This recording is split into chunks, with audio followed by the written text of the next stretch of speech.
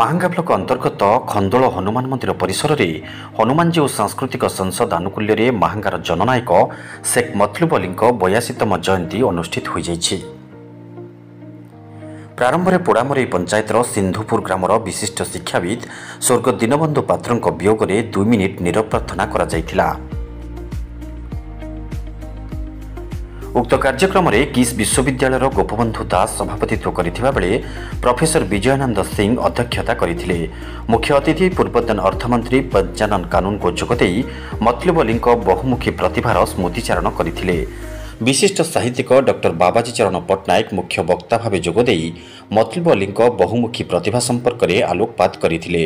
विशिष्ट अतिथि उत्कलर गणकवि वैष्णवपाणी संसदर उपसभापति डॉक्टर कार्तिक चंद्र बराल, सम्मानित अतिथि प्राक्तन प्रशासनिक अधिकारी सदानंद बेहेरा, सम्मानित वक्ता विशिष्ट शिक्षाविद प्रफुल्ल साहू प्रमुख जोगदेई मतलुब अलींक बहु जनहितकर कार्यक्रम संपर्क में आलोचना करथिले।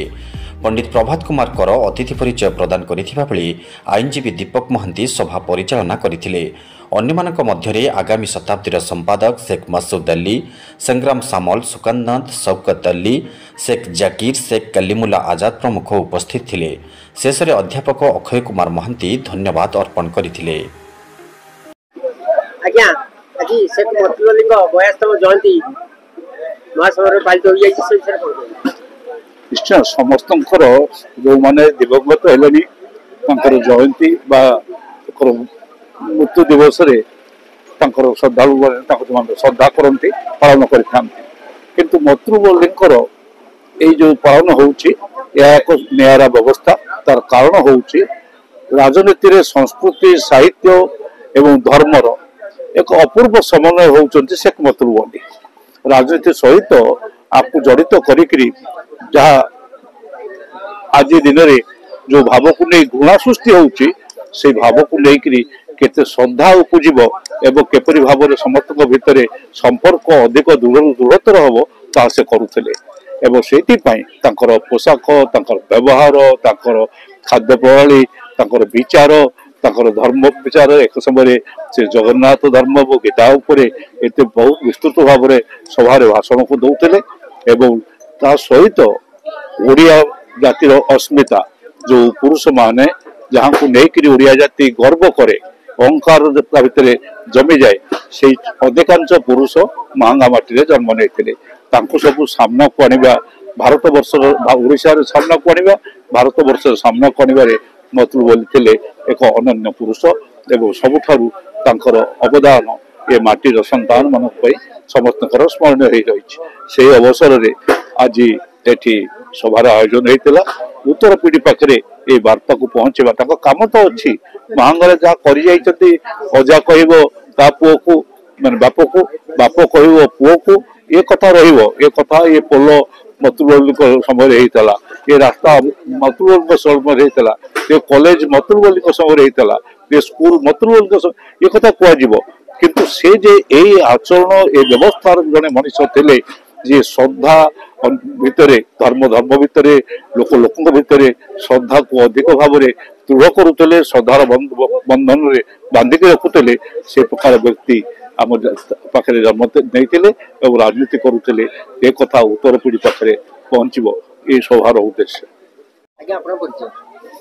प्रोफेसर विजयानंद सिंह किस विश्वविद्यालय आज विशिष्ट राजनीतिज्ञ सारस्वत साधक और पूर्वतन मंत्री शेख मतलुब 82तम जयंती उत्सव खंदोल ठारे पालित हो जाई शेख मतलुब अली थिले आधुनिक माहांगार अन्यतम निर्माता।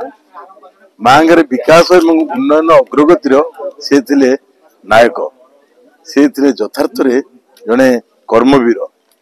माहांगार केवल से सामूहिक विकास करुथिले ता नुहे माहांगार साहित्य संस्कृति परंपरा को उज्जीवित करने जातीय स्तर में से उद्यम आरंभ करते जो आज पुष्पगिरी विश्वविद्यालय जहाँ थिला एवं ललितगिरी ठू आरंभ कर उलाशुणी गुंफा पर्यंत तार ऐतिह्य एवं सांस्कृतिक विकास करने सहित गणकवि वैष्णवपाणी आदि नाट्यकार जगमोहन लाला पल्लीकवि नंदकिशोर बड़ एवं देवात्मा प्यारीमोहन आचार्य कर्मवीर गौरीशंकर सर्वोपरि मधुसूदन दासंकर स्मृति रक्षा से जो कार्य कर पटांतर ना मु भावुची ମାହାଙ୍ଗା ଥିବା ପର୍ଯ୍ୟନ୍ତ ମତଲୁ ବୋଲି ମନେ ରହିବେ, ମନେ ରହିଛନ୍ତି। ସ୍ମରଣୀୟ ଏବଂ ଅବିସ୍ମରଣୀୟ ସାରସ୍ୱତ ଏବଂ ସାଂସ୍କୃତିକ ପୁରୁଷ, ଏଥିରେ ସନ୍ଦେହର ଅବକାଶ ନାହିଁ।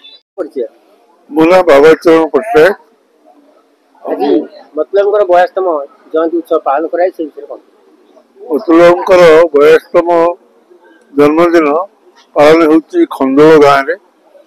ଏହା ମଧ୍ୟ ମାହାଙ୍ଗା ବା ମହାଗ୍ରାମ ଅନ୍ତର୍ଭୁକ୍ତ। ମତଲୁ ବାବୁ ମାହାଙ୍ଗାର ବରପୁତ୍ର ମାନଙ୍କୁ ସମଗ୍ର ବିଶ୍ୱରେ ପରିଚିତ କରିବା ପାଇଁ ଯେଉଁ ଉଦ୍ୟମ ଆରମ୍ଭ କରିଥିଲେ, ତାହା ରାଜନୀତିର ଘଟାଟୋପ ଭିତରେ କେବେ ହେଲେ ମଳିନ ପଡ଼ିନଥିଲା। ସେ ସଂସ୍କୃତି ପ୍ରତି, ଧର୍ମ ପ୍ରତି ଏବଂ ଲୋକମାନଙ୍କର ଚରିତ୍ର ପ୍ରତି ବିଶେଷ ନିଘା ଦେଉଥିଲେ।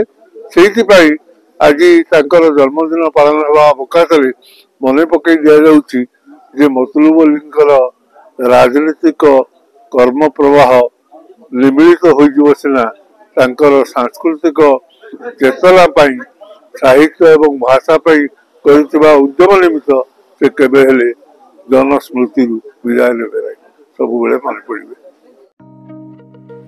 ମାହାଙ୍ଗାରୁ ବିଜୟ କୁଆରଙ୍କ ରିପୋର୍ଟ, ନିର୍ବାଣ ଲାଇଭ୍।